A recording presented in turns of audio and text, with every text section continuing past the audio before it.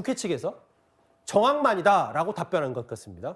그러니까 이제 그 본회의장에서 중도 퇴장했다는 것을 예. 탄핵 사유로 삼았고요. 그다음에 별도로 이제 야당 대표를 노려봤다는 부분이잖아요. 그런데 이제 헌재 재판관 입장에서 봐도 이건 독립적인 탄핵 사유가 될 수 없는 거잖아요. 예.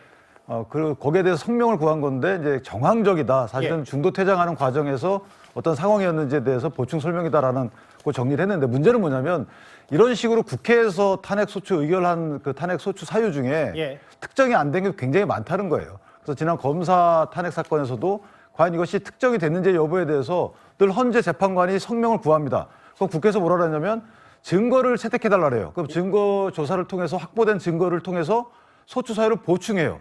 자, 이런 것들은 있을 수 없는 거거든요.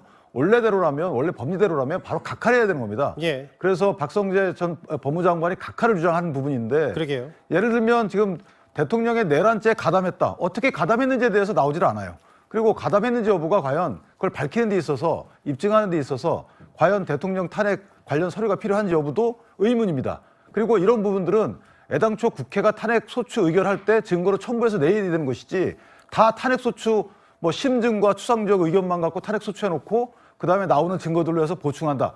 이거 있을 수 없는 일인데 예. 이런 부분들을 재판 진행할 때 오늘 같은 경우에 변론 준비기일이잖아요. 예. 수명법관인 정계선 이민선 재판관이 이것을 결단해야 되는 겁니다. 각하해야 되는 거예요. 앞으로 언제까지 이거를 탄핵 심판 더 볼 것도 없이 이 정도면 탄핵 소추안 자체가 다 뭐 허황뿐이다 이 말씀을 하시는 거네요. 왜냐하면 탄핵 소추 남발을 막기 위해서라도 이렇게 허황되거나 추상적인 탄핵 소추 의결 사유, 탄핵 사유를 통해서 탄핵 주장하게 되면 앞으로는 며칠까지 보충 안 하면 각하겠다라고 이런 소송지휘권을 행사해야 되는 것인데 이걸 다 들어주고 있는 거죠. 예. 저는 개인적으로 이게 지금 법무장관이니까 망정이지 국민이었다면 어떻게 하겠습니까? 물론 국민의 탄핵 사유는 아니지만 기타 헌법 관련된 재판 관련해서 국민이 이런 불합리한 사유에 처했을 때는 어떻게 재판할 건가요?